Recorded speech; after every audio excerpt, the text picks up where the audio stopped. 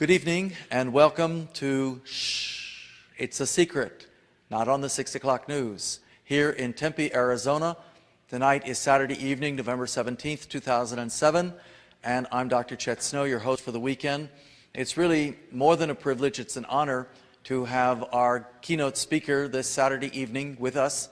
Barbara Marciniak has not only been a dear friend of my wife's and mine for a number of years. We have, of course, sponsored her in Sedona for an annual seminar, a weekend seminar there every spring equinox time period. But also, she is truly one of our world's great teachers and leaders at this time of transition and change.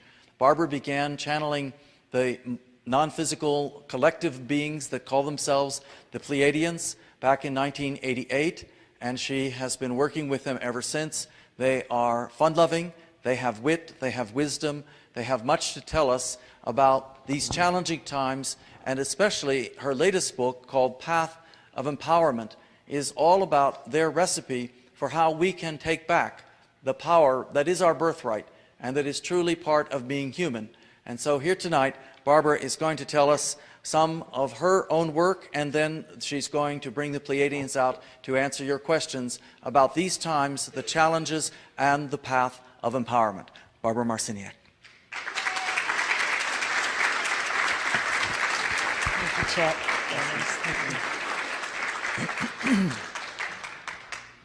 Thank you. Welcome, everyone.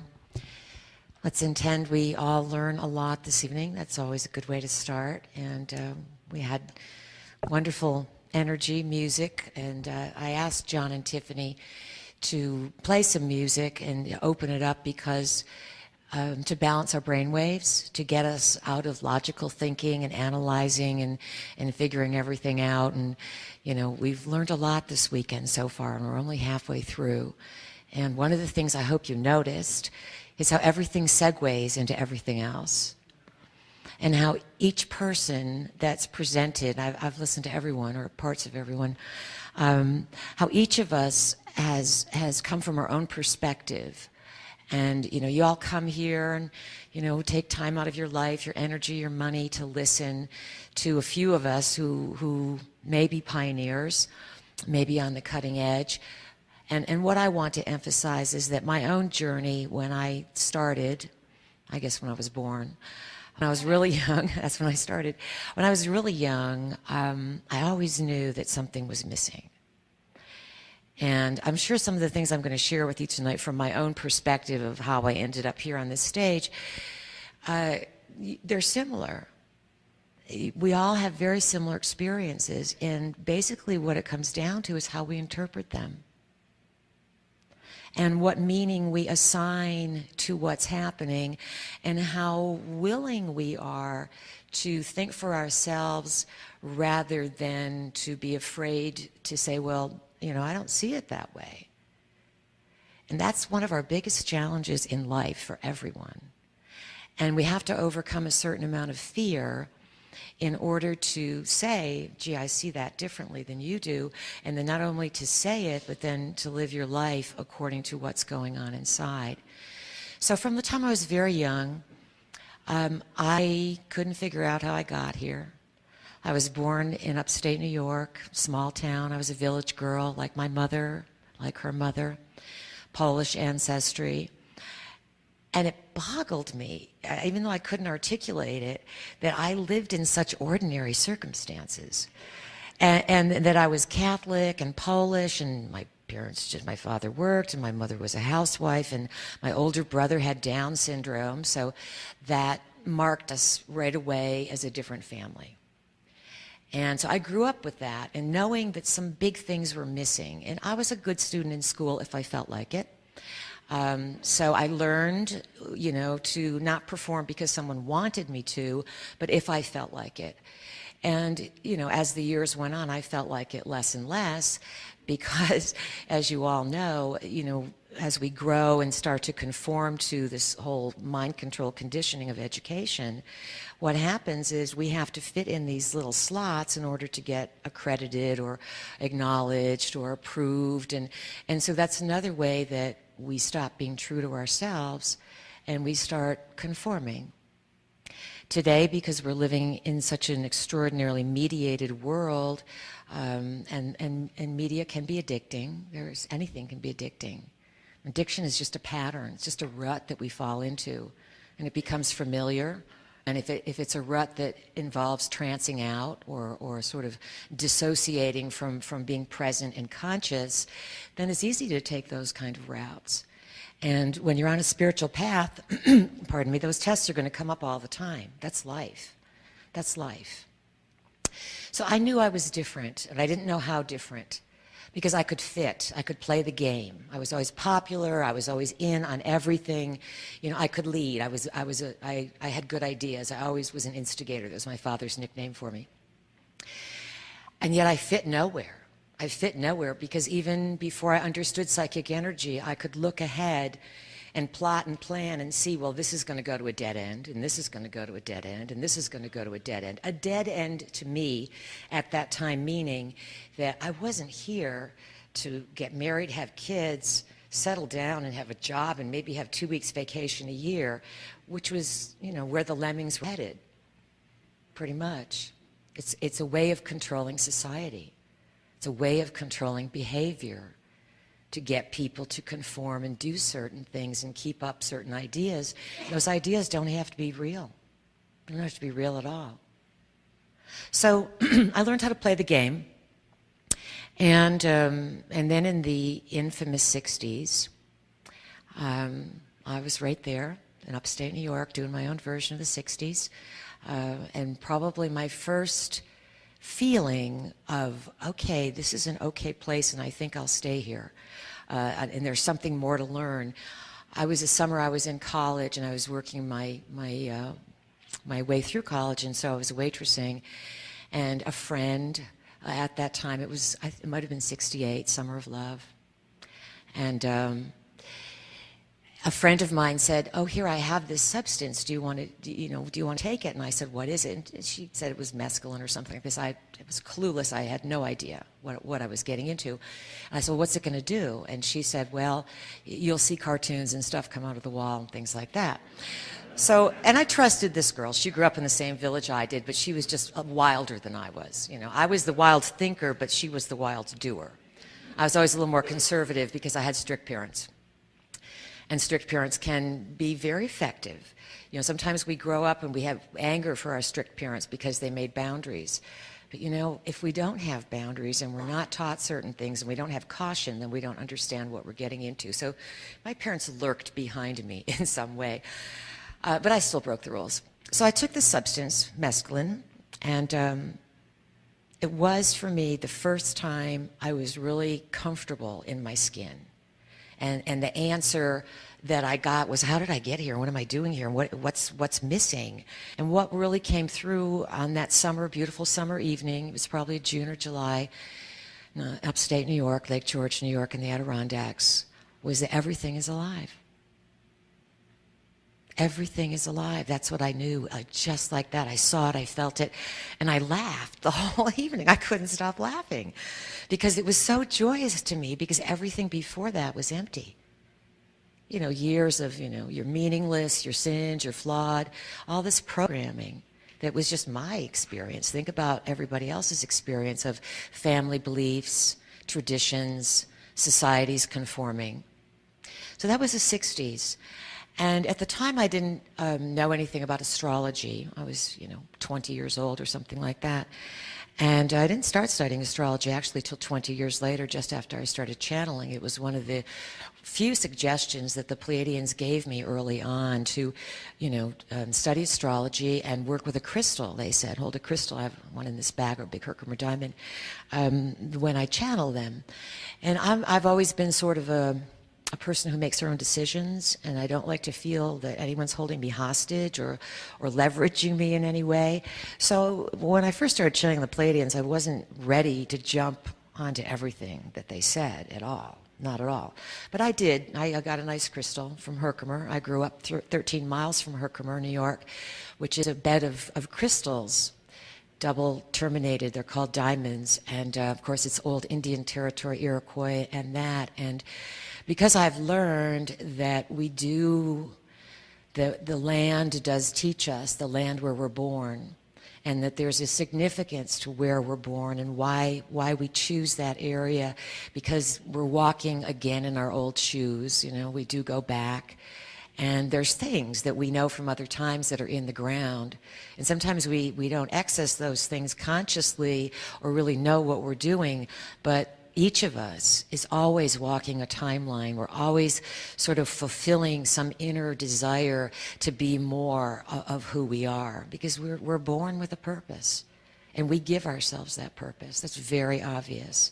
And so when I was younger, I was looking for that purpose because I felt it inside, but there was no career, there was no anything in the world that interested me, because I felt that I could see the corruption, I could see how people were dishonest, I could see how people were greedy, all they wanted was money, they would do anything for money, or they wanted to work all the time, or they would mindlessly have families and not know what they were doing and not understand the importance of being a parent and how you can affect a child for lifetimes and lifetimes and lifetimes. So there wasn't a slot for me. So I decided after I finished school, I studied history. It's still a passion of mine, and I will, if I get to it tonight, talk a little bit more about what we need to know about history, what's not taught in school, and certainly what's not on the 6 o'clock news. So this psychedelic experience was the first of many. And in retrospect now, I see that I was very brave, I was very naive. I had a core of trust inside myself, and I had an excitement that was looking for knowledge. So those things were my intentions without even knowing the word or the concept at the time. So what those feelings did was they conditioned the space around which I journeyed into, okay? And other people would stand next to me or hang out with me and journey in the same space, supposedly, and not have at all the same experience. And so I could see that early on, and I could see that the people who had very disturbing outward behavioral patterns that at that time I had no context for at all. Now today I see it comes from family trauma, incest, sexual abuse, who knows, I mean, the worst end, cult activity, government interference, mind control, you name it, you know, and then cultural family bloodline stuff, reincarnational dramas. So all the stuff we carry inside of us very casually, you know, just very casually, because if we carried it consciously, we'd freak out. We would. Yet it's all there. And this is what we're here to heal in this time. We're here to heal all this. And this is what comes up when people start going deeper. So in the 60s, that's what I saw. And of course, later on, studying astrology, I saw that there was a major event happening, you know, Uranus, planet Uranus, which brings sudden, shocking, surprising changes and revolution, was making an aspect that astrologers call a conjunction, and it was conjuncting Pluto, the transformer. And so anyone who would have understood astrology would have known that, wow, around 65, 66, 67, the lid's going to be blown off of society. Now, I didn't know any of this, so I was a participant in the energy, and then I conditioned the energy to suit my own needs, which were always a person who was seeking, who wanted to figure out how I got here, what the real rules were, and what's all the hidden stuff, what's really going on. So the revolution took hold in the 60s in a major way. And everyone here in this room pretty much was born, you know, after that, before that time. Few of you were born right around that time. Very powerful to be born in 65, 66, 67, because these people will be, again, Daniel Pinchback fits into this category, I believe, will be leaders that will be very, very triggered in 2010, but I'll get to that in a few minutes. Because there's cycles, these things start off, it's like a moon, you know, we can watch the moon cycles. We can say, oh, look, it's dark, it's the new moon, and then we see the first crescent, and then it goes to the first quarter, and then we go to the full, and then we go to the receding end. And these cycles show us something. Women bleed with the moon in general. People bleed much more when they have an operation at the full moon. You never want to have, any kind of surgery or anything like that at the full moon. The tides are higher at the moons, and so our bodies change. Look at hospital and emergency rooms are always, crazier at that time. The police will say there's more activity at that time. There can be more battering, more brutality, more craziness, this kind of thing. So it's not just the moon that creates these cycles, that all the planets make aspects with each other, and they have cycles. And this is some of the oldest teachings that I've learned in traveling around the planet and leading sacred site groups and studying alternative history. And it's nothing that is ever brought up in any kind of educational institution or classes that I ever took. It's not even factored in. Yet if you understand the cycles that the planets make and how they affect us as simply sort of, I call it cosmic weather, all right?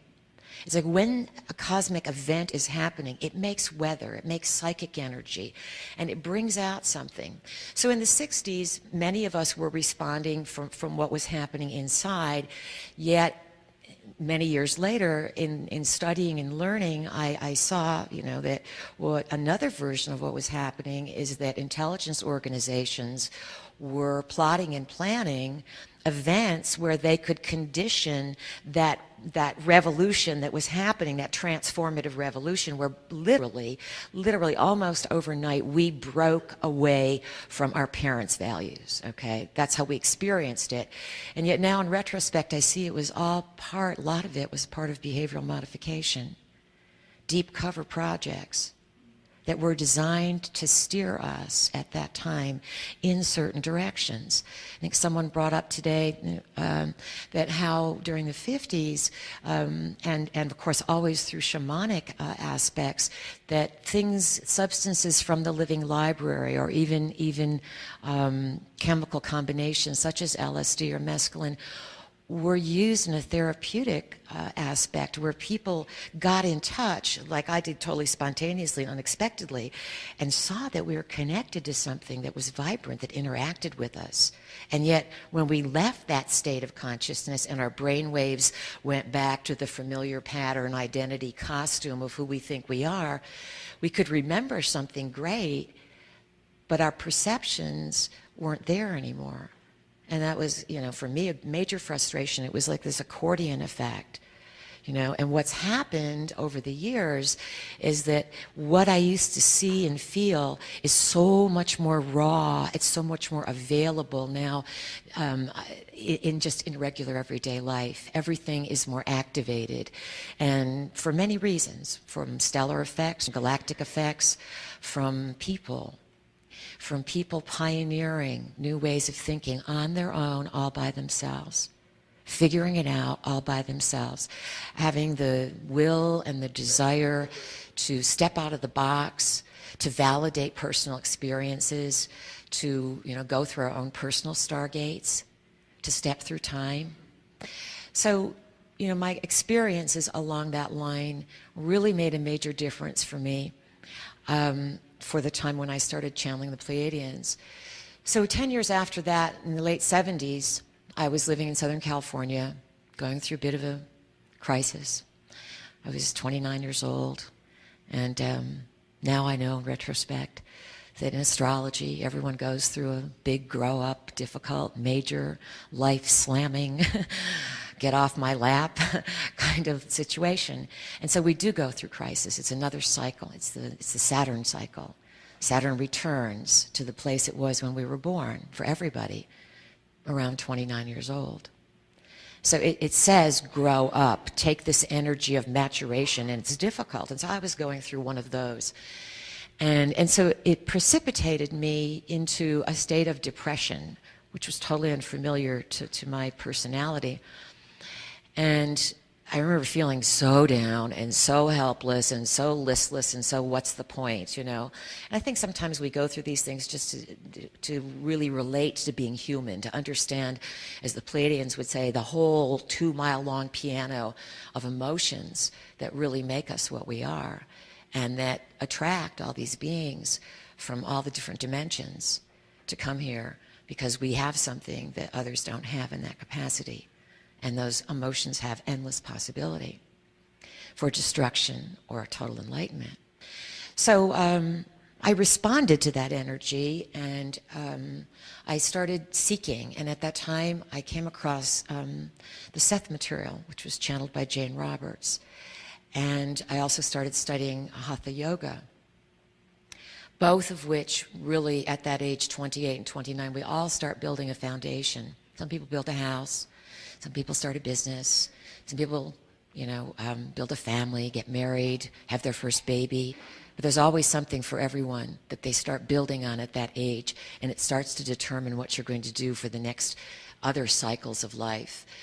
So when I started reading the Seth material, someone recommended it, and I gave it to my sister first, because I was too busy with other things, and she wrote me back, and she said, "Thank you so much for giving me the secrets that unlocked my mind." And I was like, what the heck did she read that I gave her? So I rushed out and got a copy for myself, and I opened it up, and Seth's message is you create your own reality. And I knew that that was like the key little instruction, that all my searching till that time, it was the key thing that was missing, that affirmation that said, you're the creator. For good or for ill, you're the creator. And it resonated with me so deeply because I knew I could think of things in my life, good and not good, that I energized and thought of, and then they happened. So for me, all this was like personal experience. And throughout all these years, I longed for a teacher. I wished that someone would show up that, would be my guru or my mentor or my teacher, and no one ever did. So I kept looking, and through the Seth material, I integrated that as best I could, reading, studying, applying, accepting responsibility, healing, definitely healing, doing a lot of healing. And so that was my foundation of sort of salvation, or my ladder that helped me climb up out of this state of despair. What's the point? And it was a hard ladder because it said, hey, this state of despair that you've been in, you're responsible for it. These people didn't do this to you. It was a collective, collaborative agreement. It's a big step. But I gladly took it because it set me free.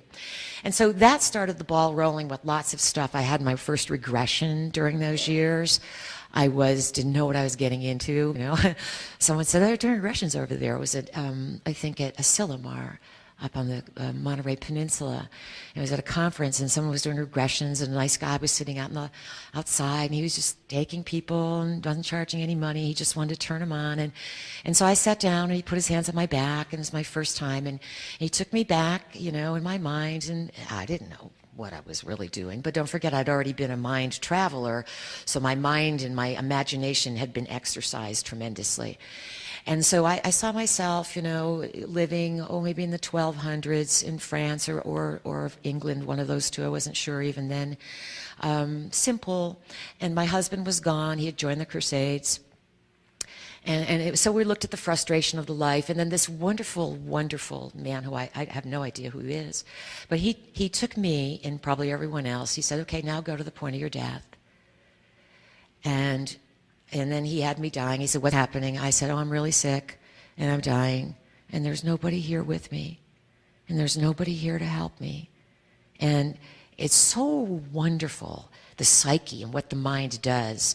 And so he took me back to a core wound that would be a collective wound and an experience that we've all had, that we die, and we die alone, and we die in pain, and we die abandoned, and something's not resolved. My husband's gone someplace, and who knows where he is on the Crusades. And there I am dying young. I mean, I was in my 30s or something, dying young from this disease, whatever I got. And so what he did, he was brilliant. This is my first one, and I had many, many regressions since, and some very wonderful ones with Dr. Snow. And so this man, he took me to my death, and then he got in touch with my core angst, and he said, but you're not alone. Look, we're there. We're looking from now. And I went, yeah. She thinks she's alone, but she's not alone. Because I'm right here, and this guy's right here too. Totally switched my paradigm. And then he took me through this death process, and then he said, okay, now you're out, and you're free, and you can feel yourself. It was one of the biggest and most simple gifts I ever had. It was totally spontaneous that I did this, but it was my psyche and the synchronicity of the times, and it was more fulfilling my plan, my core plan of I want to know why I'm here and what the purpose is and how I can live joyfully. So that was a key event. It was a key event because it opened me, and I've learned in my personal experience that when I open and I have an aha, whether I tell anyone about it or not, it doesn't make any difference. It's in my energetic field. And so if I walk through a mall or if I'm walking through the woods, it doesn't make any difference. That energy is being sent out. And then the people I may share the story with, because I learn from stories and I learn from telling stories and then people giving me feedback on stories, the people get excited, or I get their feedback, and then new possibilities open. And this is what we're all doing. This is what you've been doing all weekend as you've been listening to everyone talk. It looks like the presenter's doing something. But you see, everybody's sitting here in the room thinking, analyzing, feeling, getting ideas. We're building a grid. And there's nothing that can supersede the power of the mind. So anyways, so that's about 1978.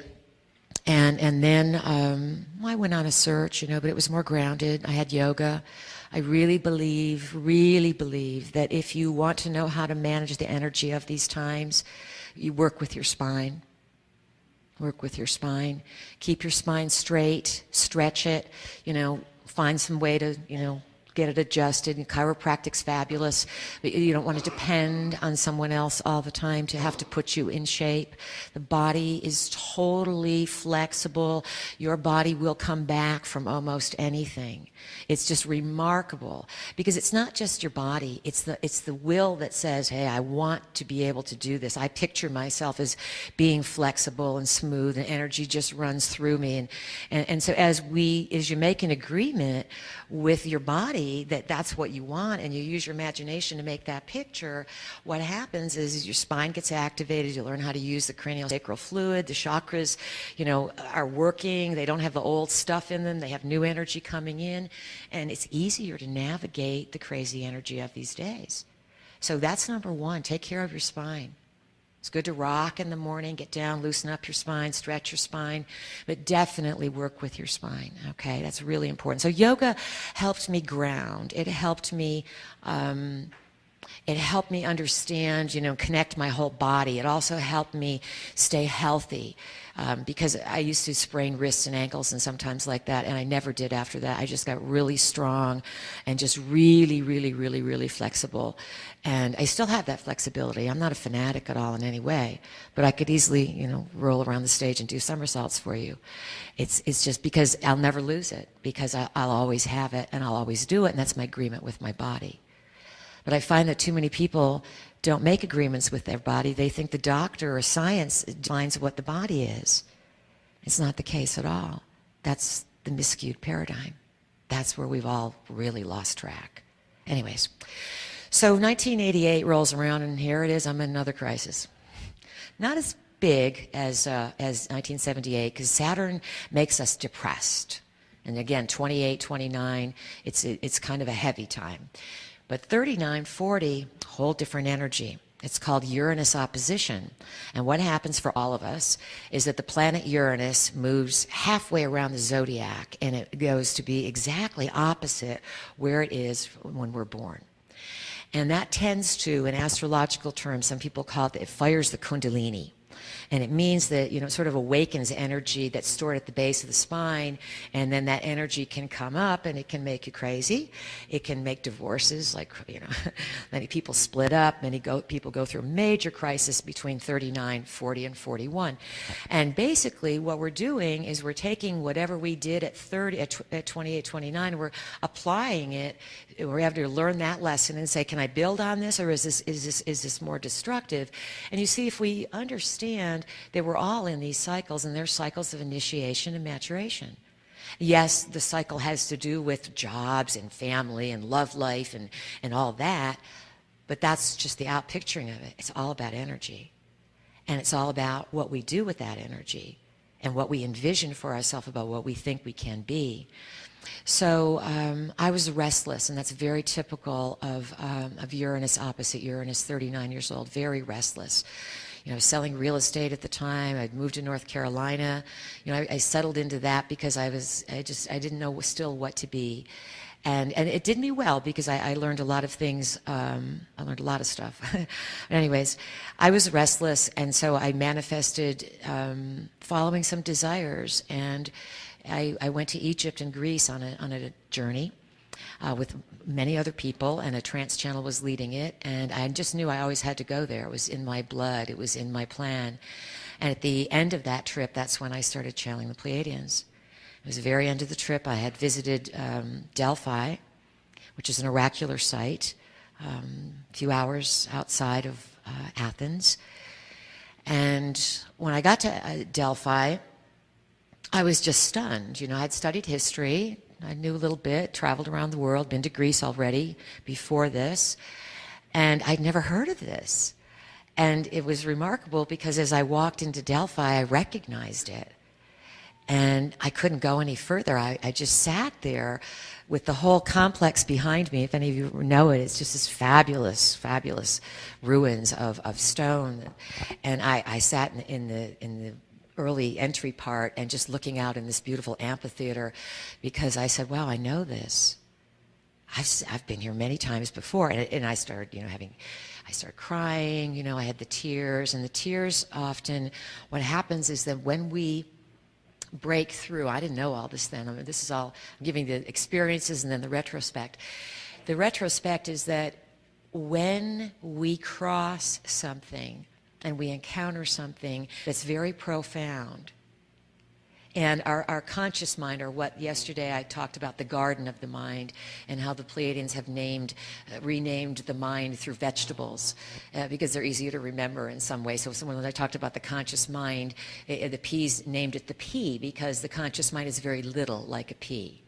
And they say that it wants to know everything and do everything, and it's the one that looks out and says, okay, what's this, what's this, what's this? But so much more is going on in what they call the back garden.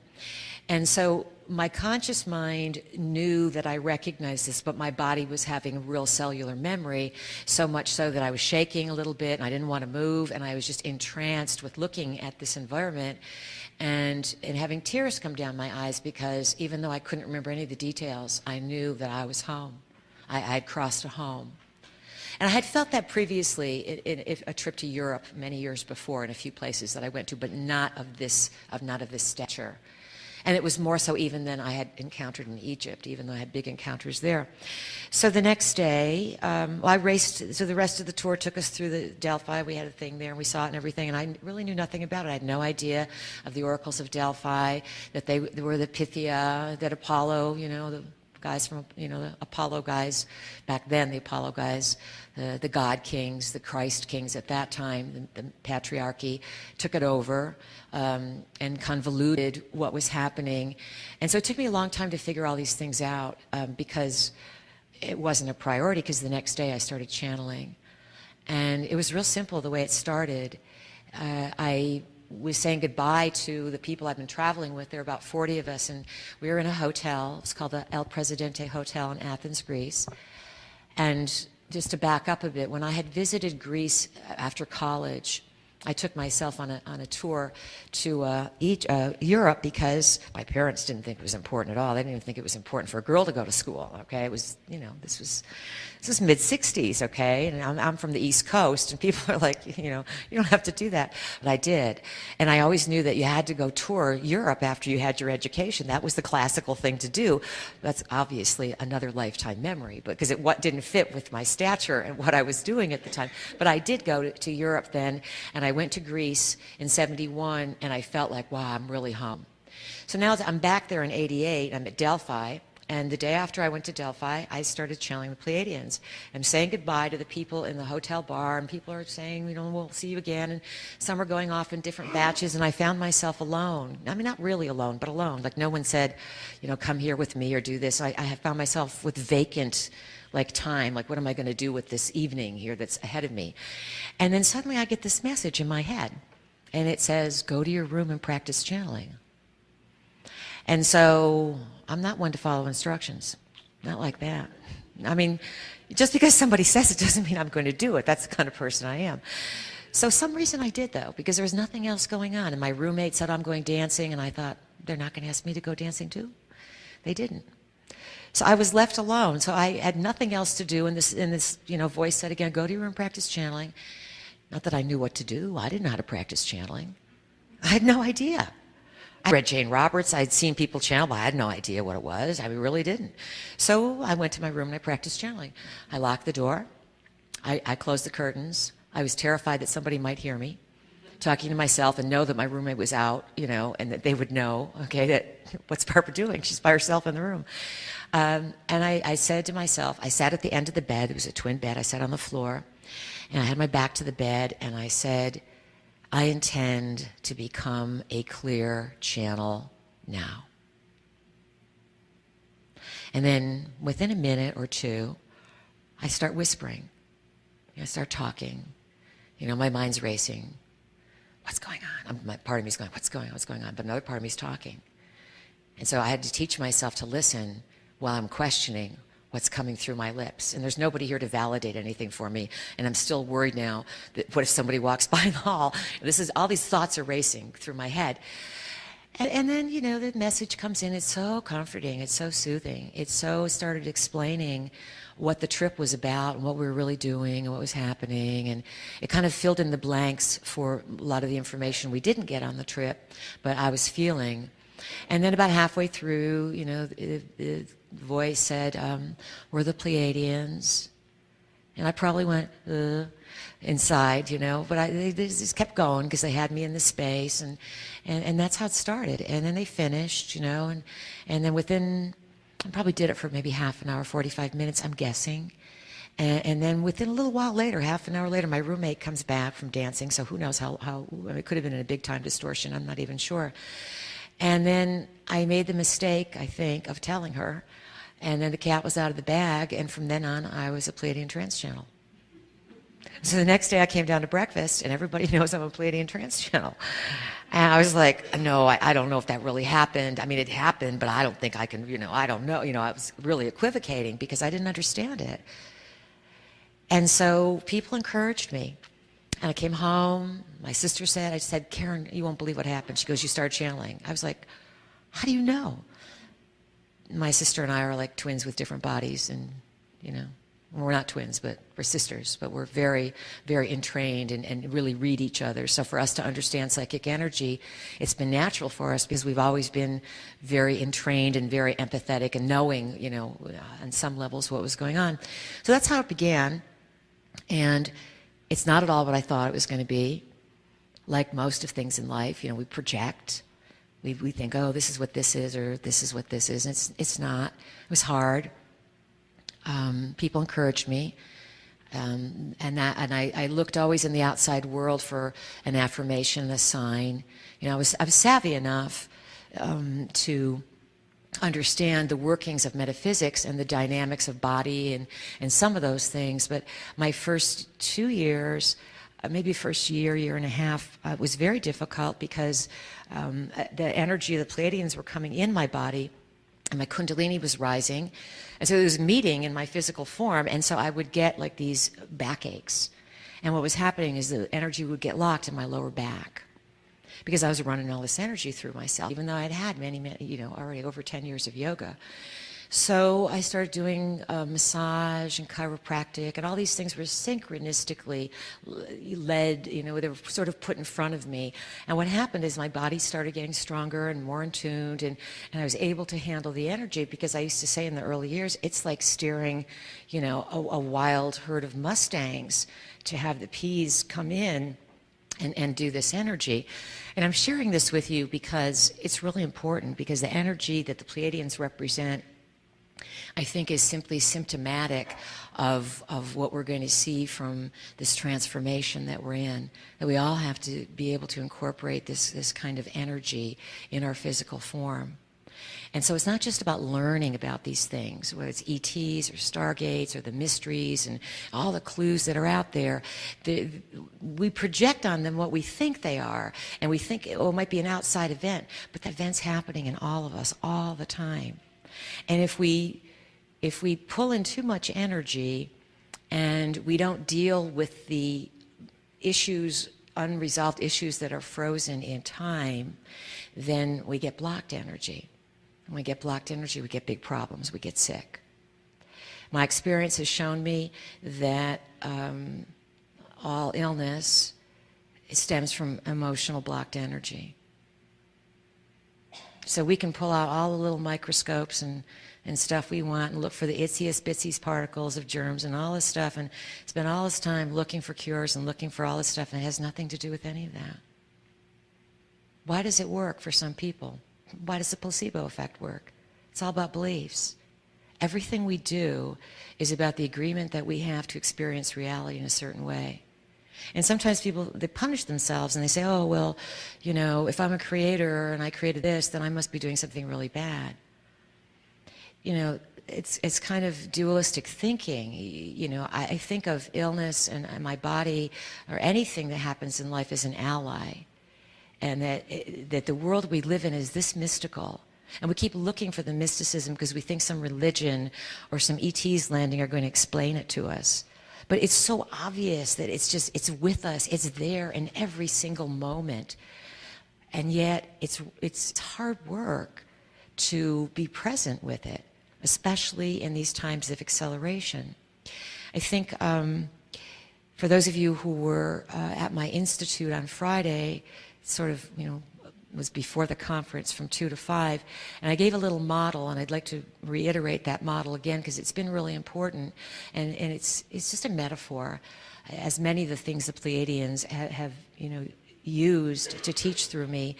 But the metaphors sometimes are really simple, and if we get really complex, then we think the answers are in figuring out the complexity, and they're not. It's just about a perception. It's how we perceive it, each individually. And everyone's perceptions are different. But it's all the collective of those perceptions that want to see something else, that makes something else happen. So the Pleiadians have, when they came in and started channeling through me, it was 1988. It was May of 1988, actually May 18th, 1988, which I later learned, after I started studying astrology, was the day of the year, well, a few days of the year, when the sun is conjunct the Pleiades. And so that was kind of like, wow. I mean, I started channeling on the day the sun is lined up with the Pleiades. That's pretty interesting. I had no idea that that was going on. And it just kept unfolding. My life kept unfolding with these series of events that were connected and meaningful that at the time I had really no conscious awareness, no education to understand, you know, the significance of them. So in the early years, the Pleiadians said, you know, we're here because you're living, you know, the awakening is happening. That was one of my first official channelings. It was called The Awakening. And very simply, they said, you know, everything's going to change. And everything, you're here in this time of transformation. It's about the spiritual development of society, and everything in your lifetime is going to completely change. So I said, okay, you know, I just hope I'm right on this because I'm sticking my neck out saying these big qualifiers.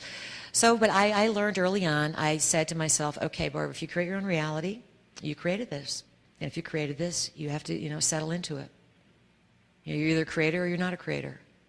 So I accepted. I had to settle into what I created because it was even, some of it was way too far out for my already very far out thinking. Growing up and even in college, everyone knew I was the most far out thinker. I was able to think further out of the box than 90% of the people I knew. So the piece stretched me. And one of the models that they gave was that we were living in these times of acceleration, and they nicknamed this period from 1987 to 2012, they nicknamed it the nanosecond, just for convenience, because they said when we refer to it, we don't want to keep talking about da-da-da-da-da. So they just said, we'll call it the nanosecond. And they said the reason we're going to call it the nanosecond, which is a billionth of a second, is because from your perspective, it's 25 or 26 years. But from our perspective and many other perspectives, it goes by in the blink of an eye. It's that fast, and it's not that easy to find. So I'm like, okay. And they said, and it's divided into 3 phases. And so, and this is your model so that you understand where you are. It was a map, so we can understand where we are within this process. And they said the first 10 years, from 1987 through 1996, the energy would accelerate tenfold each year. And then they called that phase 1. And then phase 2 began in 1996, right? 87? 87 and 96. 97 was a big turnaround point. Everything really shifted between 94, 95, 96. And also Pluto at that time moved into the sign of Sagittarius. So it would have opened another big, massive opening for everyone's consciousness on the planet. So phase 2, they called it, from 1997 through 2006. And they said the energy would accelerate 100-fold each year, and that you will see it outside yourself. Because what will happen is that everything starts to speed up inside, and you're going to be changing on a subatomic level. You're changing everything, your genes, your everything changing. Is going to get all this energy and this light, and it's reprogramming people. And in the process, everybody's stuff's going to come up because everyone has to remember. They can't forget anymore. They can't be dissociative. And they remember a lot of stuff. And they're going to be attracted to everything across the lines of time.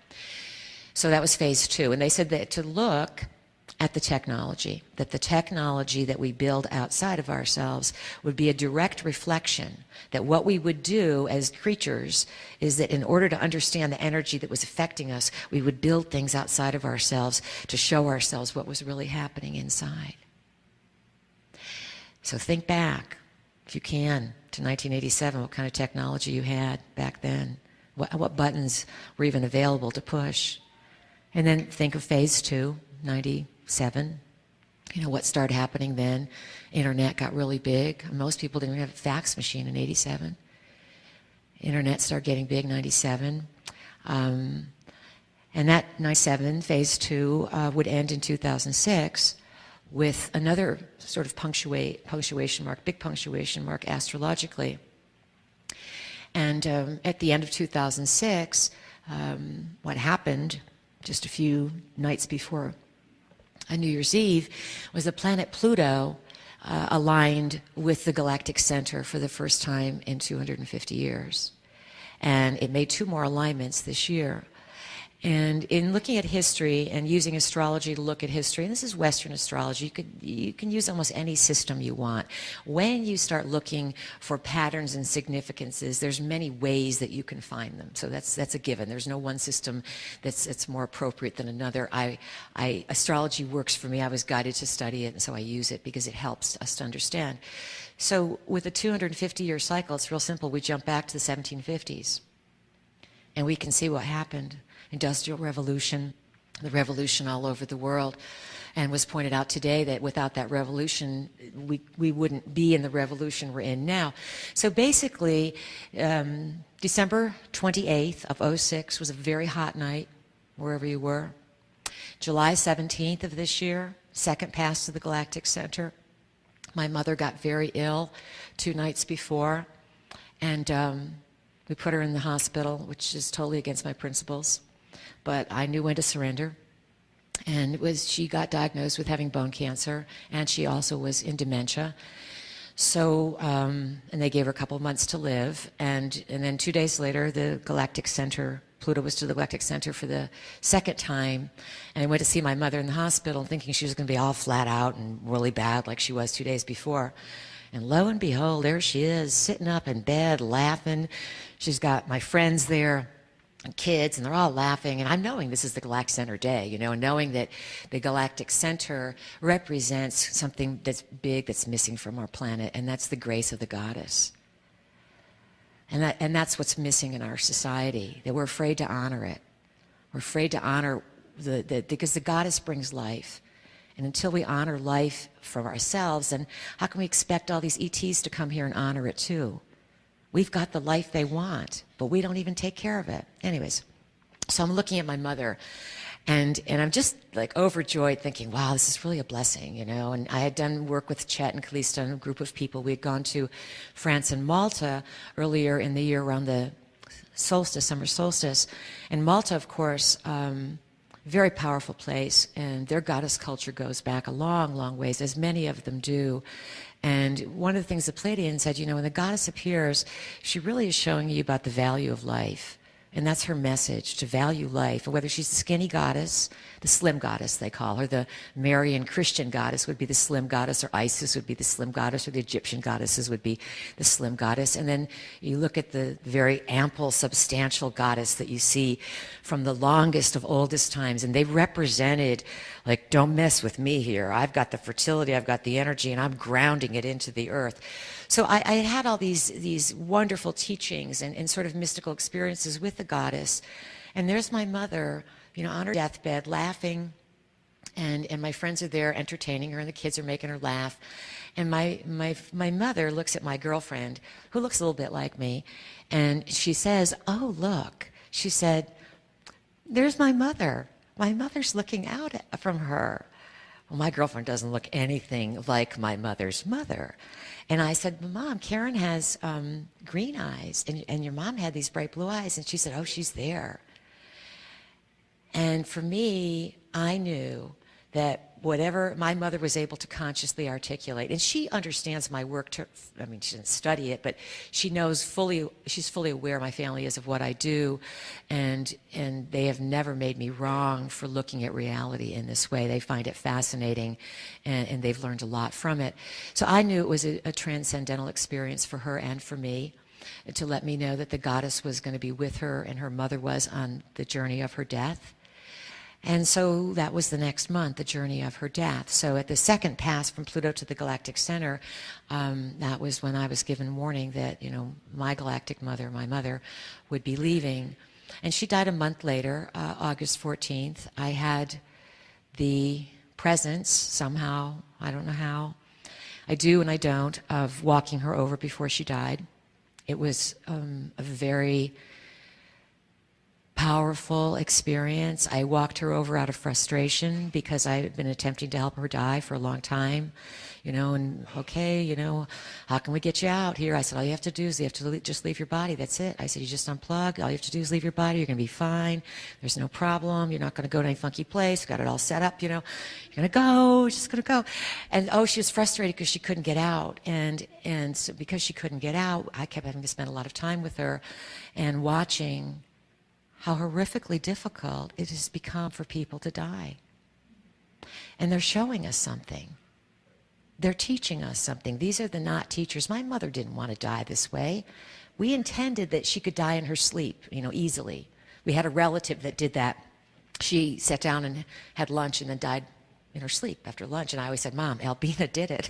That's the way. You can get out, And yet, when it comes time to get out, this is going to be big frustration for everybody. Can we get out with grace? And do we know where to go when we get out? Because souls do get recycled. And if we don't clear up our unresolved issues, then we only end up plopping back into a simultaneous situation. We think of time as linear, and I say, refer to past lives and past experiences. But what the Pleiadians have taught me, and I've experienced it somewhat, not constantly, but I've had experiential knowing where time is really simultaneous. That, when I sit down and I channel and I do the Pleiadians, I know, that I started channeling the day after I visited Delphi because I was an oracle at Delphi. And we all do this. Everyone. I'm not special. I'm just sort of taking on a model to show everyone else how special life is for everybody. But we don't know how to look. So that's our big challenge, is to really learn how to look and assign meaning without making ourselves wrong, and looking for that really glorious, magical intelligence in life that connects us multidimensionally. And it's true that, what we believe is going to condition what we experience. And I was saying to someone during the course of the conference and chatting, I said, I've certainly been at many wolves' picnics. And what I mean is that, in my own naivete, I got involved in things or ended up being in situations where I realized, well, these people are pretending. And these people are like, either intelligence agents or military or cult people or whatever, and they think I don't know. But I know darn well what's going on. But here I am, got to pretend I don't know. And so one of the things I've learned is that we are thrown into very, very difficult situations. And just as my frustration with my mother and watching her suffer and not able to breathe and yet knowing there's a grace in this and that I'm meant to see this. And so out of frustration, I just put my hands on her, and in my mind I just said, Mom, come with me. And she started coughing and jiggling, and I took her hand and I said, I'm going to walk you over. And this is all quietly. My sister's packing stuff up and we're crying a little bit, and my sister doesn't really know what I'm doing, but she looks over and realizes I'm doing something.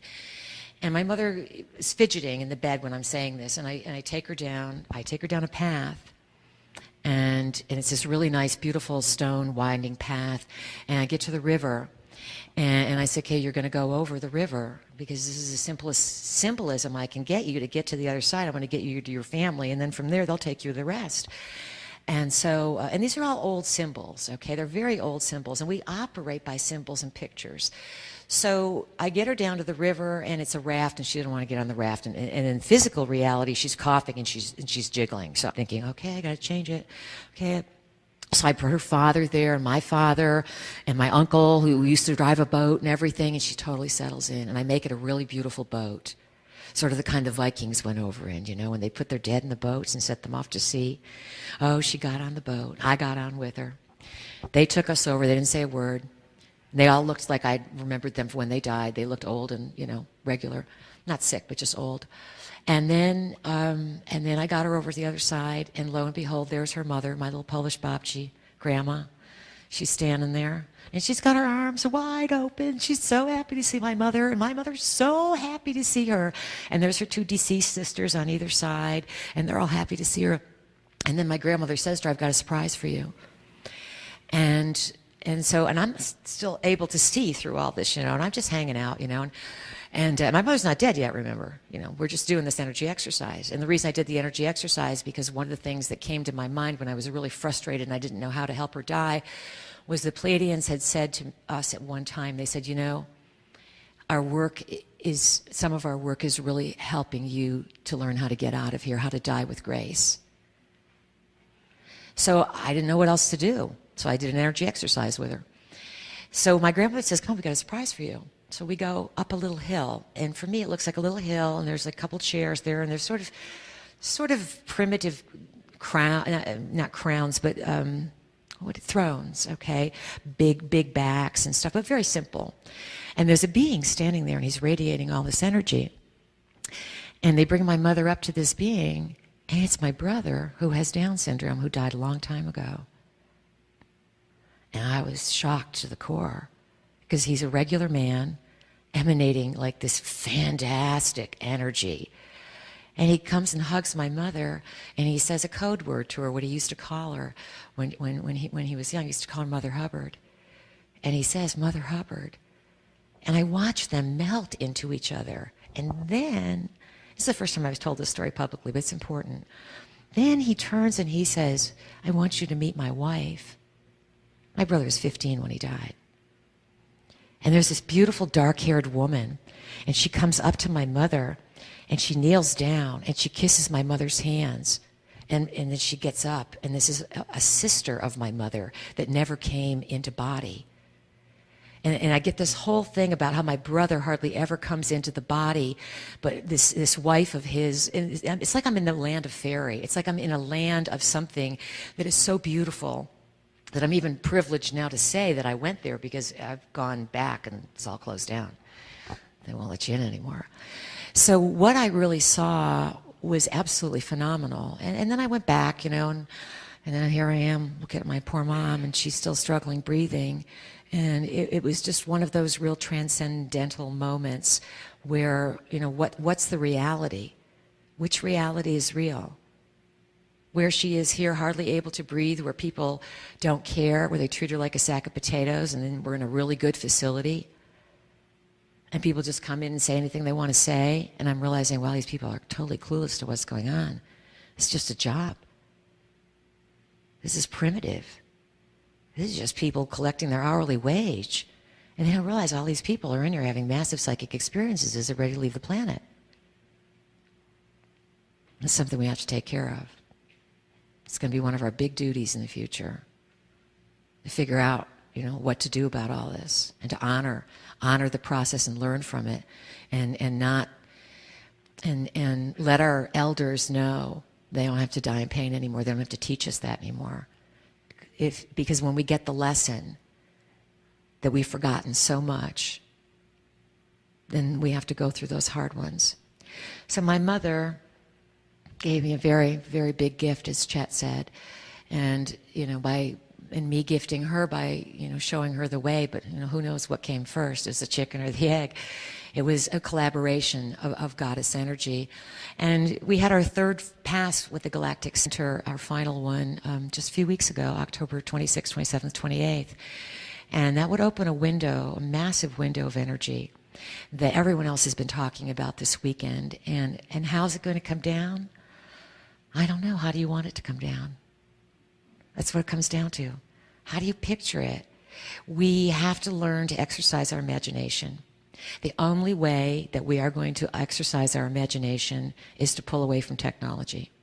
I do not mean turn your back on it, but we have to have a new technology that's simple, that people can understand, that is not messing up our minds, and that is not covertly built around secret technology that is not only designed to mess up our minds, but facilitate the energy frequency in such a way that non-physical entities can then enter our body very easily when we're on computers or any kind of this technology. That is a given that that's going on. And this is a huge, huge problem on the planet. Entity possession, non-physicals.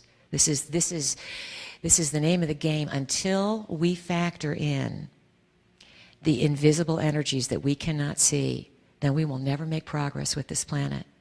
And I say that in all truth because it's real easy to vacate your body because of pain, because of lack of love, because of fear, because of sexual abuse, and worse, because of, being in a battle zone, being wounded.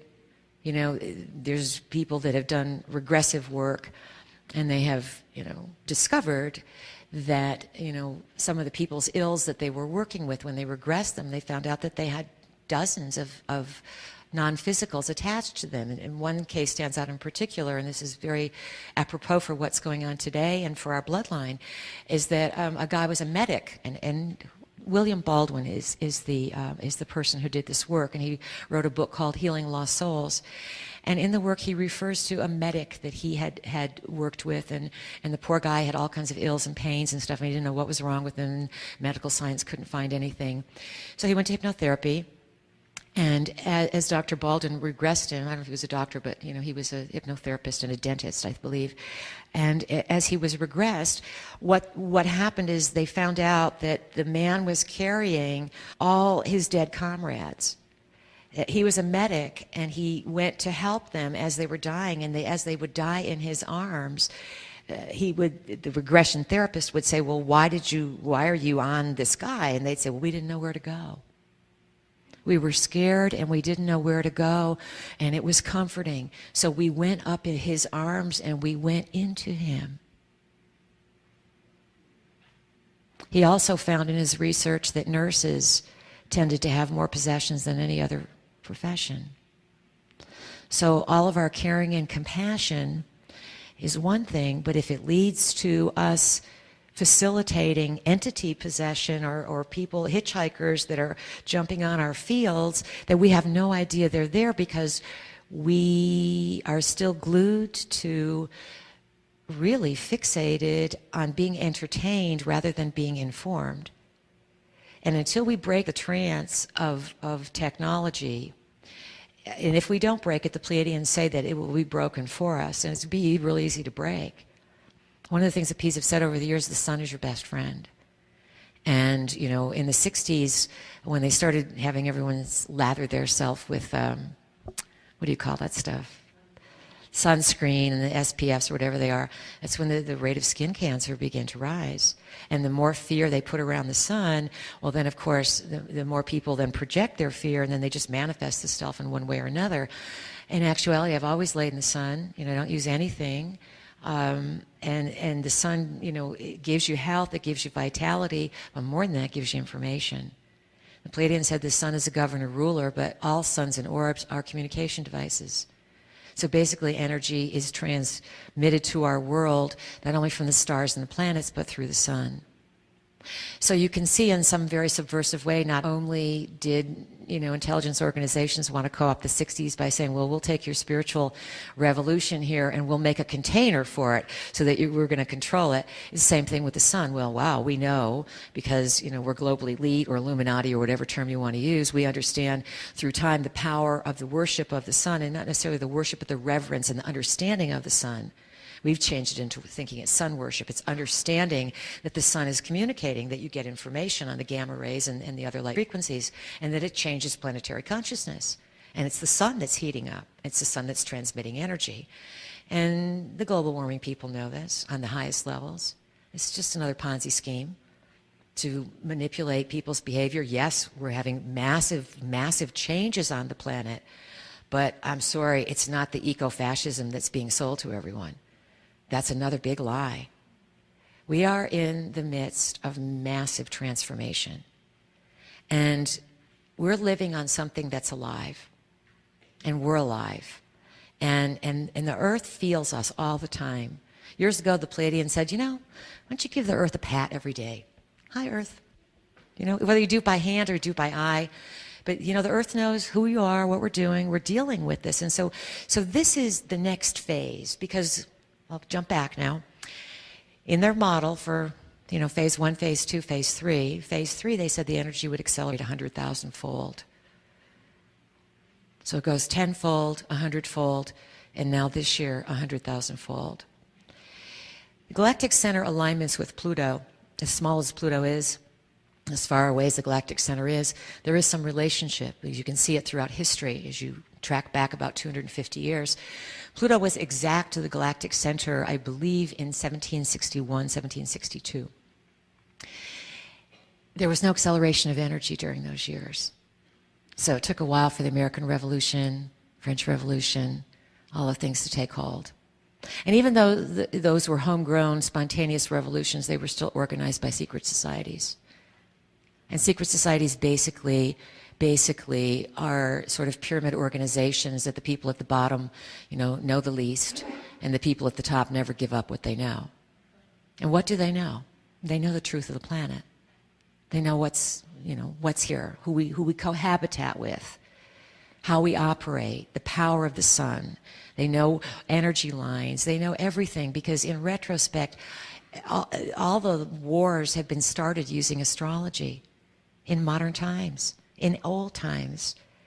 So the global elite basically ridicule the information that is valid, and then behind the scenes use it to plan their events, and none of their events, from my perspective, are just materially oriented. They're all dealing with some sort of interdimensional manipulation of intent, and some of it is conscious, some of it is entity possession, some of it is beings that have run bloodlines for a long, long time. So how are we going to counteract all this? What kind of mess do we find ourselves in? It's not hopeless. I've learned that. The grace of the goddess, the grace of the multiverse, the grace of everything is around us if we're willing to accept it and earn the right to consciousness. Consciousness is about paying attention. It's about listening. And we're never going to get galactic consciousness if we don't qualify for human consciousness. It's not like something's just going to come down and say, okay, all you people, all your problems are over. You're going to see the big galactic multiverse. That's unfolding. For some people, it's brilliant. But we all have to get on the same page with this. And the best way to get on that same page is to get in your body, own your space, and move from there. Disengage from any kind of activity that is lower vibrational. There's so much rise of pornography on the internet. I've never seen it because I just wouldn't even go there, but everybody's writing about it all the time. And you look in the world, what's happening? What's happening on this level? What's happened that sex isn't sacred? The way we make ourselves. the way we connect with life and godhood and goddesshood. What's it all about? We have to make those decisions because this is a real crucial time. One of the things the Pleiadians said recently, they said, you know, you have the opportunity to change anything you want during the nanosecond. Miracles can happen. The future has unlimited possibilities because the future already exists. And it exists by your imagination and the things you think of, and you can end up in any future you want. Which one are you energizing to reel you in? So we have to get really clear. You can call it clearing the chakras. You can call it, you know, getting in your body. There's lots of terms for it. But one of the things I learned is that life gets easier if we get honest with ourselves. Just the way it goes. It gets real easy when there's just no more, you know, tricks, no more fogs, no more pretending. It just gets real easy. Everything flows. And then that's part of the spiritual initiation. And I believe as we prepare ourselves, just like our body is a temple, as we prepare ourselves to really integrate the energy in our own personal flavor. I told you a few examples of my life. That's not the way to do it. It's just my experience. And each of you has a story. You can apply what I'm saying to your own life and your own story. And then see, how have you initiated yourself? What have you done with your own temple? And where have you gone in the temple of consciousness? Because as we prepare this, then when all these things do happen, and they will, oh, they will, there's stuff coming down that's really, really remarkable, like exciting. There's a lot of difficulty coming too. Astrologically, the next 2 years could be really, really, really rough on food, water, jobs, health. This is Saturn in Virgo. And you have to have a strong immune system. No one's going to save you. You have to build your immune system yourself, and basically you can do a lot with your mind. I'm into simple, easy techniques, not, you know, spend all your money on getting well. It's feeling well inside, having balanced emotions, and then doing the things that are important, alkalining your body, getting good sleep, relaxing, and spending plenty of time in nature.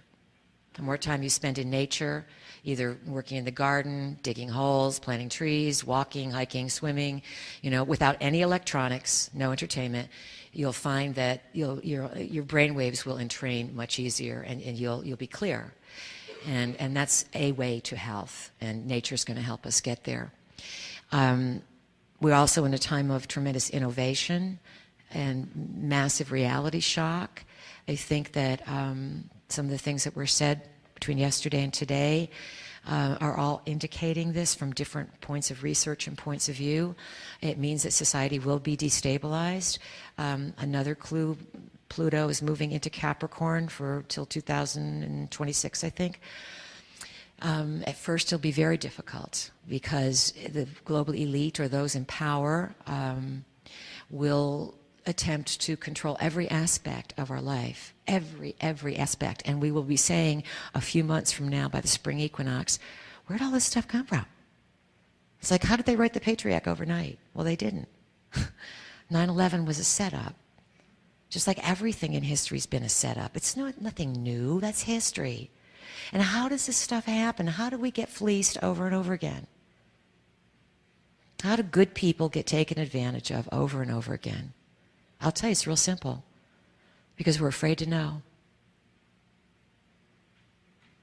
We're afraid to know. We're afraid to say the emperor doesn't have any clothes.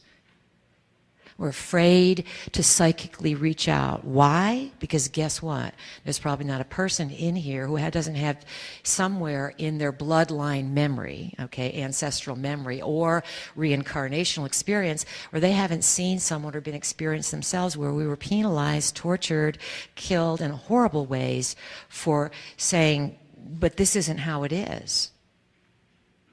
Okay, and we know, what controlled us. It was usually religions, which are basically custodial organizations, controlling our spirituality. So we're breaking out of all this, We're breaking out of all of it. Everyone's breaking open their head in some way or another. And again, make agreements. It's your responsibility to make an agreement. So I can trust my body. Dear body, I love you. My body's going to be fine. I'm always in the right place at the right time. I process all events very easily. I know that anything that is going on in my body is a message, and if I get the message, then my body does not have to act that dis-ease or discomfort out anymore. This is a way that many of us think, that many of us live. And I would like to see more and more people join into that place of empowerment where we really own our physical forms. Because from what I'm saying, you know, when I look at a little bit at politics, I've never voted in my life and I never will, more than likely. There's nothing worth voting for. Because everyone on one level or another is part of the game. They're all compromised. I don't care how good we think they are. They all know something they're not talking about. Because they're afraid if they talk about it, then they'll be killed or they'll be marginalized. All that's going to break open by energy. Because when Pluto goes through Capricorn, it's going to destroy the power structure of the planet. So we're looking at new government rising. So is the New World Order, you know, organized from so long ago to see where we're going to build the container for this breakdown of national structures? Could be, could be. But we have our own organic, homegrown version of what's coming. And it's not just about replacing structures. It's about energy and consciousness. And we're going to see what it's like to walk people over more. It's going to be our duty to walk people over. Just like it's our duty to make sure we get kids to the safe place and hold their hand and take them there. It's our duty to do these things. And if we're willing to see, and if we're willing to know even the hard stuff, then there's big gifts that come with it. And I think that's where we're moving. So that's my perspective on what's happening. And I hope it gives you a little bit of a picture of the person behind the channel and why I do it and you know what I'm all about. So now I'm going to shift over and give you a little time with the Pleiadians, and it'll just take a few minutes for me to get my gear here.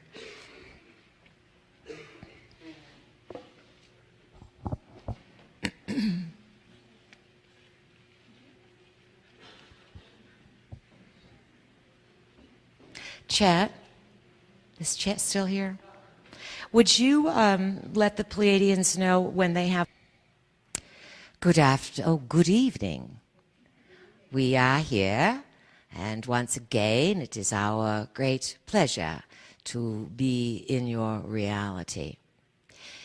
You have had quite a bit of information that you have been integrating, and there will be more to come.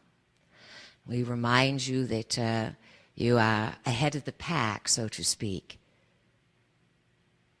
sorting through and deciding for yourselves what you are going to do with this energy.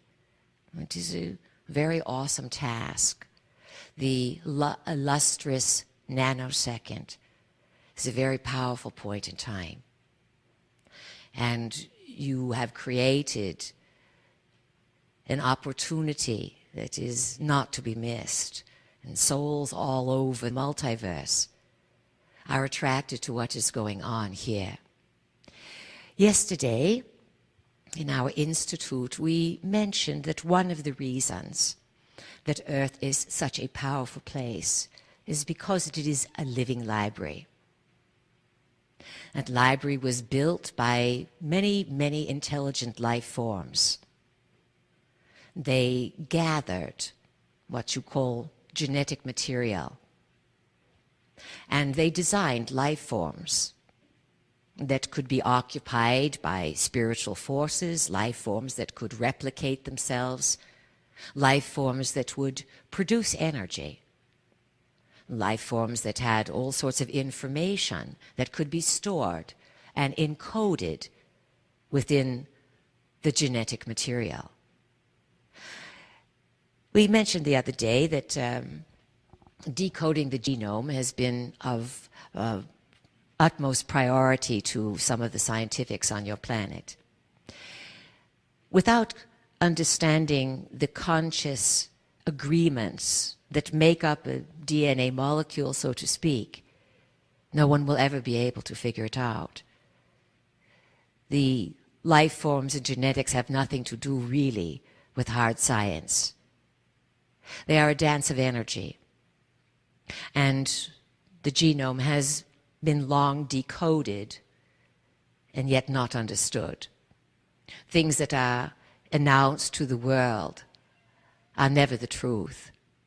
So when one of your presidents said in the early 90s, at all costs we must invest all of our monies to decode the genome, at that time for many decades, clones and different kind of experiments were already well underway.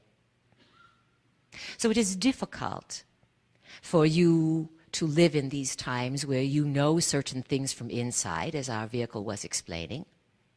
You learn things, you put clues together, you study myths and legends. You remember having been there, perhaps, without knowing that you're remembering. And then you open up what's going on in the media, and you are barraged every day with disinformation, with actual fabrications that are designed to entertain people and to get them worried and to separate, where the real truth of what has been happening is far from the evening news. Now, the real truth is that many people in a position of power on the planet, by position of power, we say from your point of view, they may have access to great monies and great planetary secrets. They can move markets, move people, move the weather, move whatever they want through their technological know-how.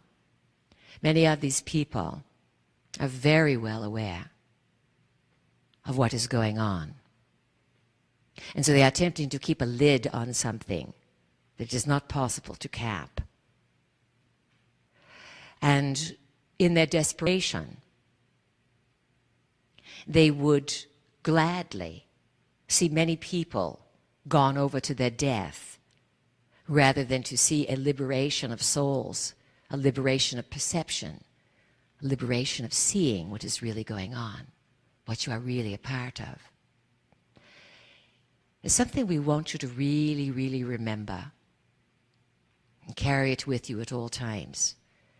The multiverse is based on cooperation.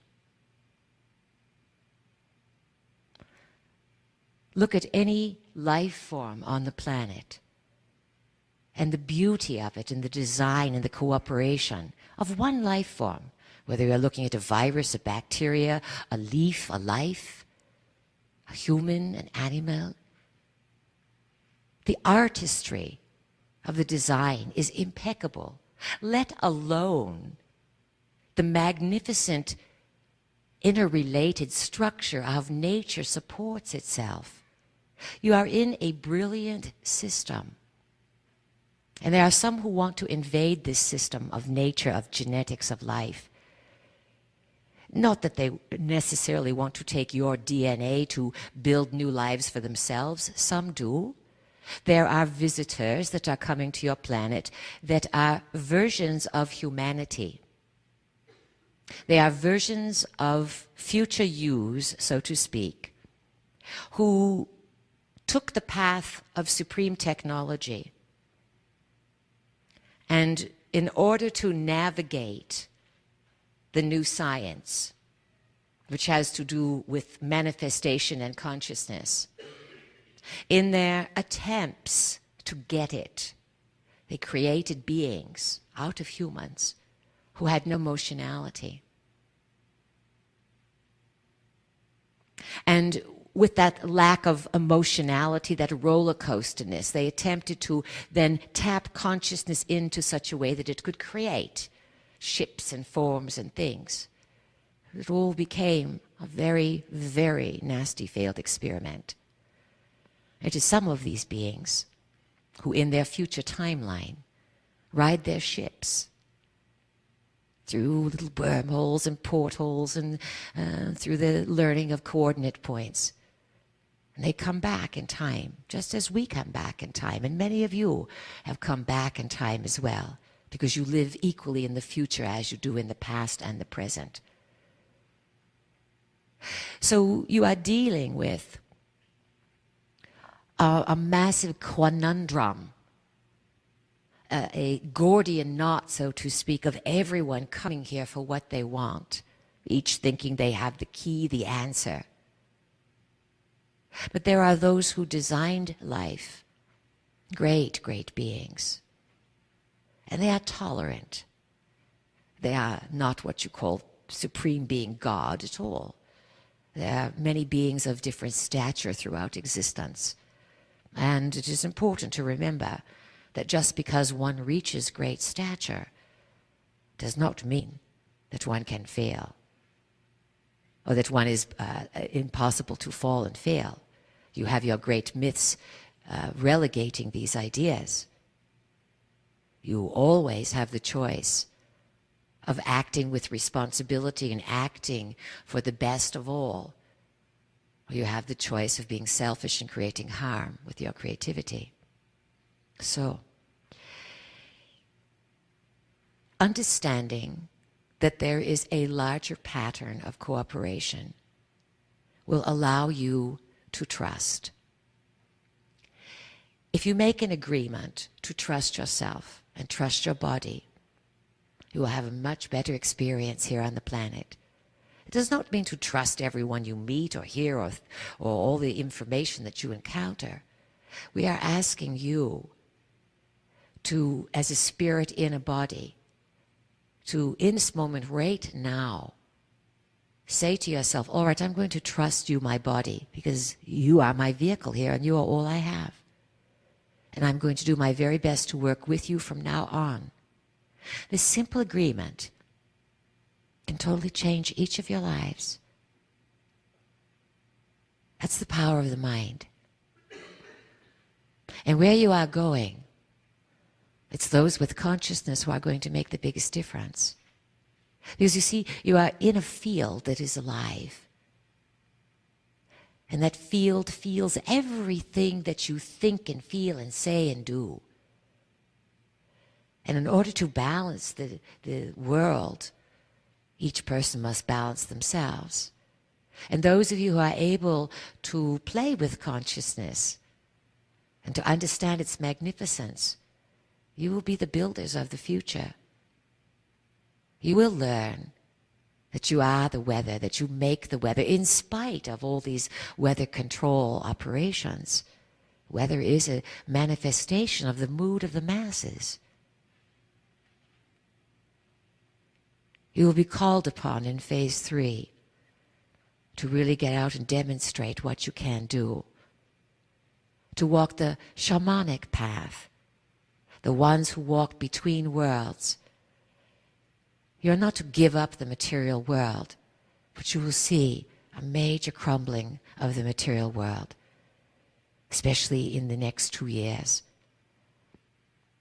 Many people will be stunned at what is coming down, just on a purely economic, material, physical level. And that is part of a large agreement so that the rise of energy will be noticed. So the rise of energy then can be applied and that you can learn new systems of innovation very quickly. You are, we remind you, living in times of accelerated energy. And that energy can harass you and you can be running 20 miles behind yourself because of your bookings and your commitments. Or you can really settle in and say, I am living in accelerated energy and it's accelerating my growth inside as a spiritual being. These are not empty words. Because you know the stories.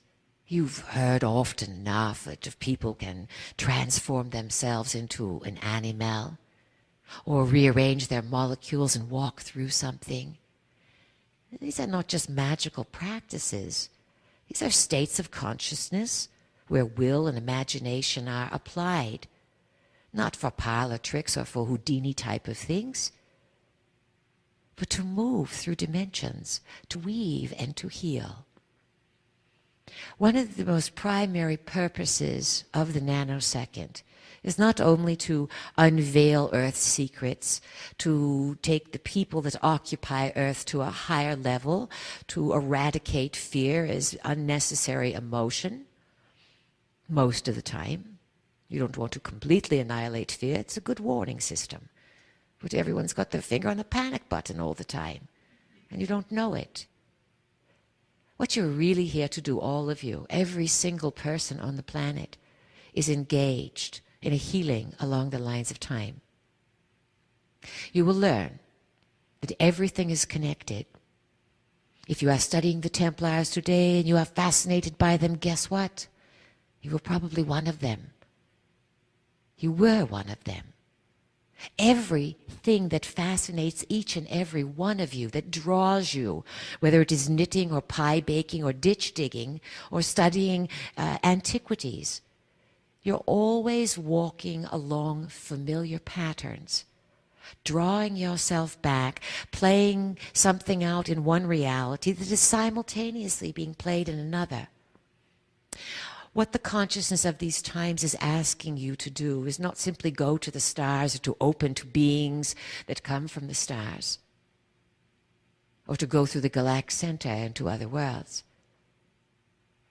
You have to clean up what is going on Earth. And where the cleaning is going to take place is with the wounds, the traumas, and the emotions that humans love to carry around as badges. And so part of your work, in order to be more successful, those of you in this room, will be to release some of this, to find the purpose of it, to thank the pain, the trauma. And in this now, where no one is going to sacrifice you or put you in prison in general or do these things to you, where you are safe, where your duty is to evolve into greater spirituality.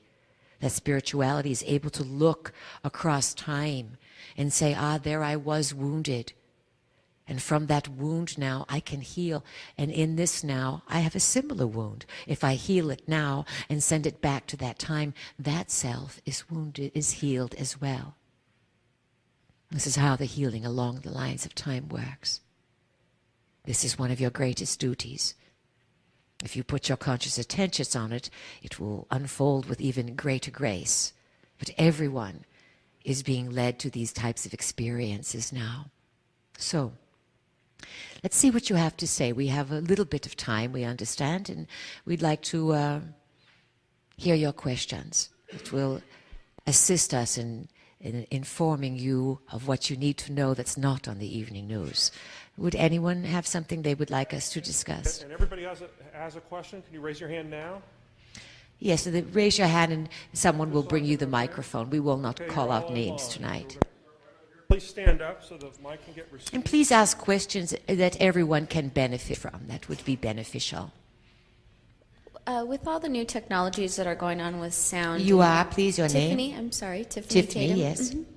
With all the new technologies of sound and frequencies for control and stuff, when we tune into sound healing, many of us, are we able to counteract this and create new frequencies, or...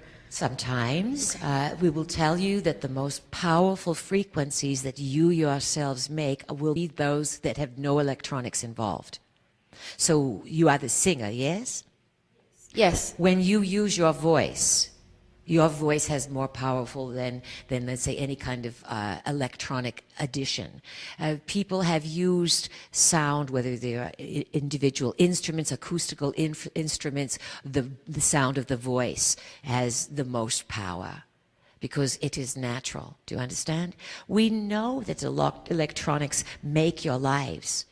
We know that you've seen your displays because of electronics. You're going to be able to look back at things and see them, which they will reach a point where you may have to make a big decision about electronics. It depends on how much you value your health. Many people, Tiffany, think they can override things. And the body is highly adaptable. And it can transmute many things. This is called raising your frequency. It must be done with conscious intent. And if you have to go to have someone to clean you up and heal you all the time, then that's not going to work. Each person must learn how eventually to stay healthy and to stay well and to make a pattern for others. Question, comment? Thank you. My gratitude's for you being here. Pleasure. My question is, sort of dripping out of the cosmic consciousness is this idea that since we are a genomic library, we have a lot of adaptability. And how do we utilize some of the unused DNA to turn on abilities or longevity or anything else? I'd like to hear what you have to say about that. All right, your name, please? My name is Corinne. Corinne. You do it every day. You are always adapting and changing, and yet so many of you are looking for some big, gigantic 15 minutes of fame to be noticed. Our vehicle told you the story of her mother. It was a very private story. And yet it made a profound difference. Just that action of two people coming together made another blueprint of possibility. And perhaps no one else in the building noticed what was going on, but the pattern was left. So what we want to point out, Corinne, is that each of you has more power and makes more of a difference in every choice you make. So what do you want?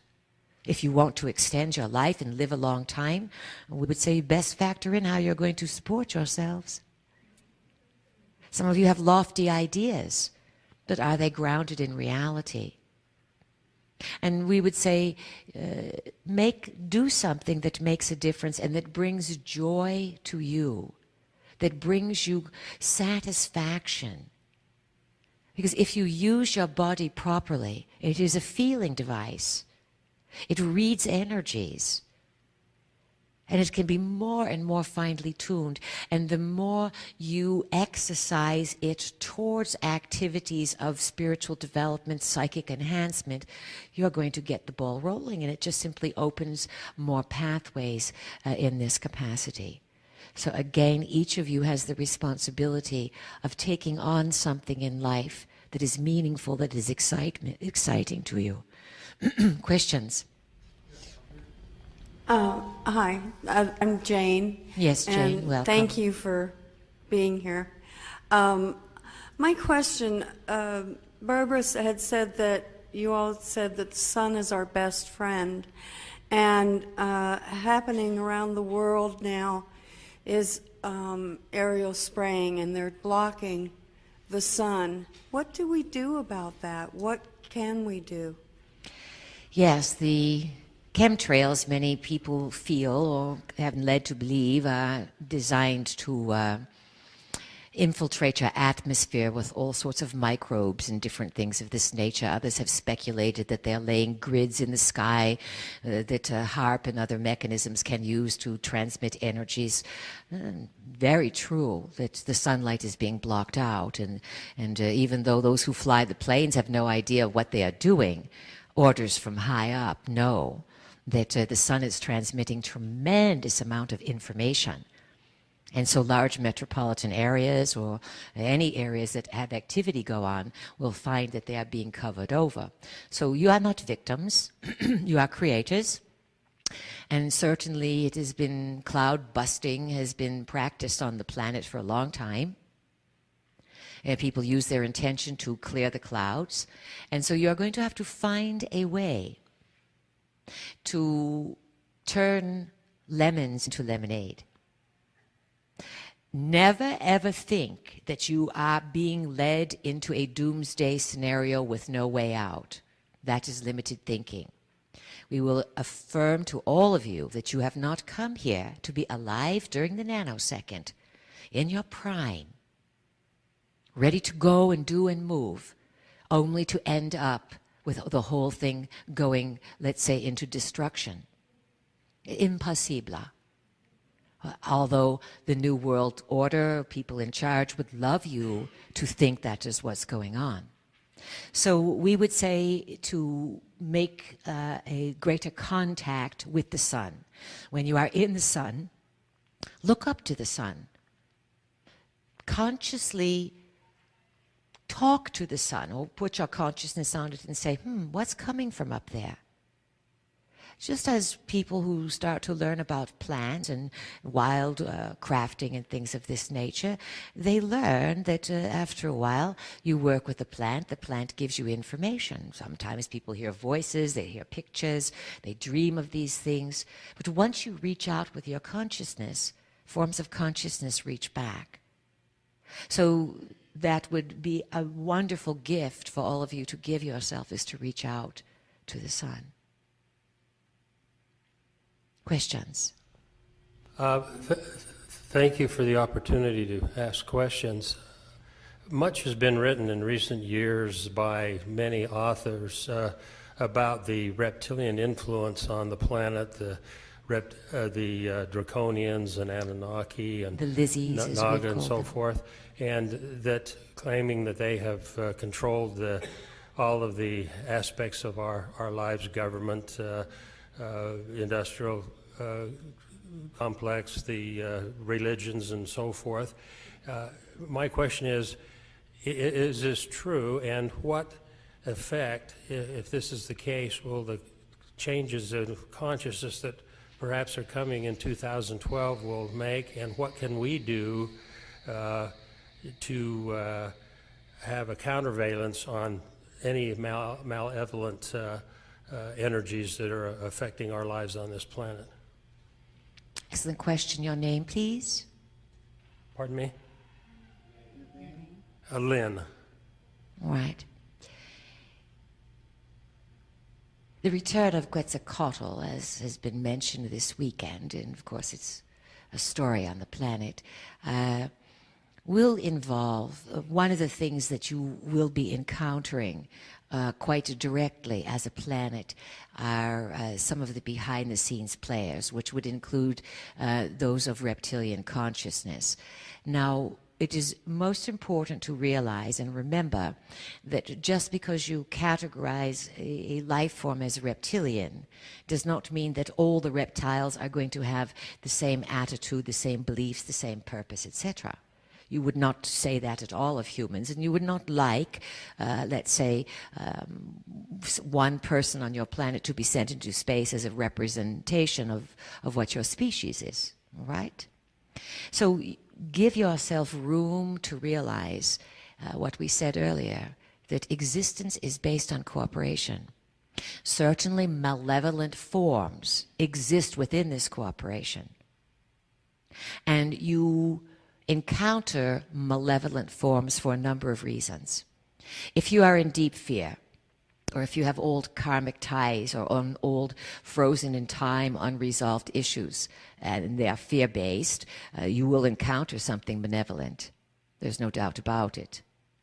But let's say there are many other agendas that are occurring. To say that the reptiles run everything would be too large of a blanket statement. It is true that from their point of view, from some of their points of view, they would say they are the oldest members of your planet, therefore they feel in some way that it is their territory. Do you understand? But there are many degrees or hierarchies within reptilian consciousness at the very high end. Let's say they would be those who would be the master geneticists, who could make and design life that would exist in cooperation.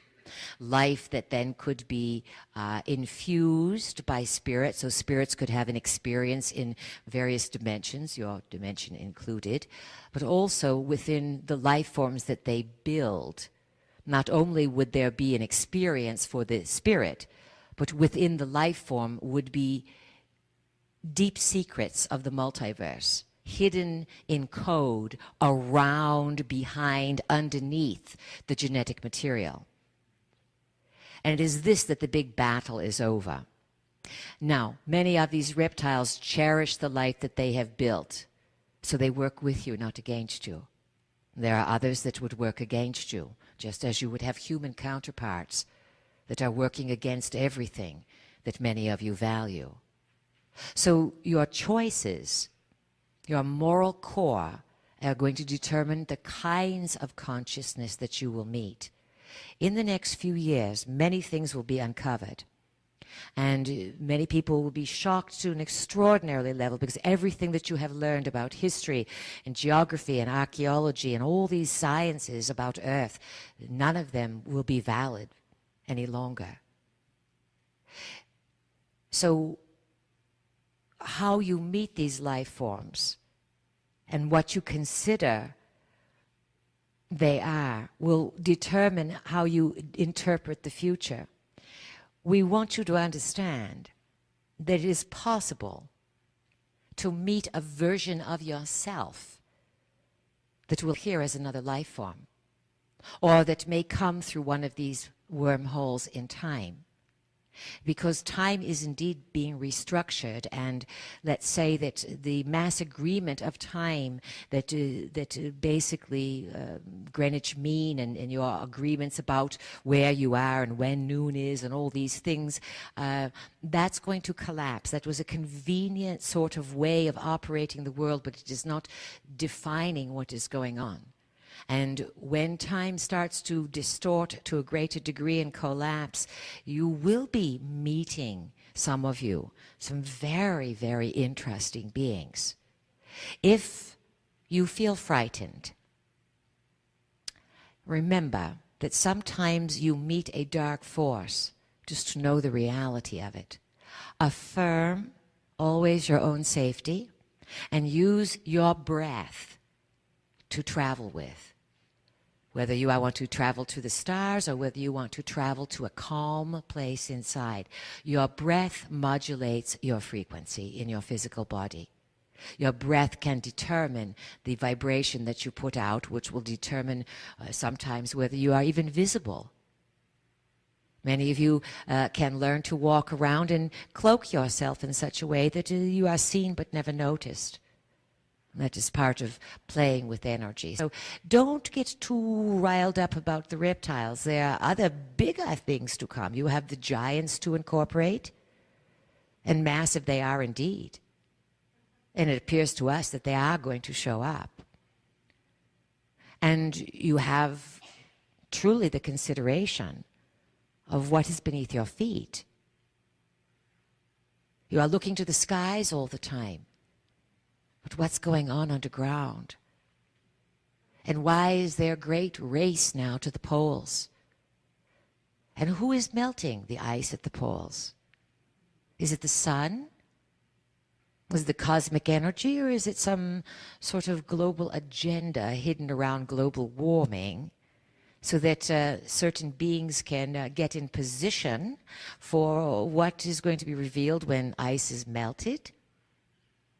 It's been a long tradition, you know, that there are openings at the polar regions around, and many other places around the planet, and all sorts of creatures, whether they have been banished to inner Earth or whether they have retreated there themselves. There are all kinds of life forms there. And you will find some of them are dimensional beings, not simply third-dimensional beings like you are, but more multidimensional. All your myths and stories are all pointing towards something. So the reptiles play a part, but there's a larger part to play. You know, it is said that the Atlanteans, many of them migrated into the inner Earth areas. And a few decades ago, some researchers came to a conclusion that the surface governments of the world had already been infiltrated by the inner Earth people. Now think about this. Just pretend. You have the Nazis who were looking for the Supermen, who sent their top people all over the world looking for giants and openings to Earth and power centers and portals. What were they really looking for? And who were the Nazis? You know from your work that they were funded, your studies, they were funded by organizations and individuals of power from within the United States. You know they were an occult, let's say, practicing organization, as all military organizations operate with occult knowledge, with what you call magical energy. Look at your Pentagon. The sign is right there. Thank you. And so, in considering all this, imagine that there is a large conflict going on, not only with those who built life forms and those who want to get material out of the life forms and those who want to regenerate life forms and jump the lines of time. There's also many agendas that are occurring that are affecting the surface. And those who live inside the earth are very concerned with what is happening on the surface. Because of the power of the sun and the emission of gamma ray bursts, not only from the sun but throughout the multiverse, whose gamma rays pass through everything, so all forms of consciousness in and around Earth are deeply affected, and these are not going to be blocked out. So you are reaching a point of major revolution. Astrologically, our vehicle was pointing out that 2010 is when the major revolution, astrologically, the clock will tick. We remind you, as we said the other day, make it a revolution of mind. Learn how to imagine what you want, to picture it. And it would do you well to picture the energy of the galactic center, the galactic mother, because the ancients called the galactic center the womb of the mother. And you all know the story of your own mother's womb on your planet until recently, when you had DNA identification. It was always an underlying joke that only the mother was known for certain as parentage. Correct?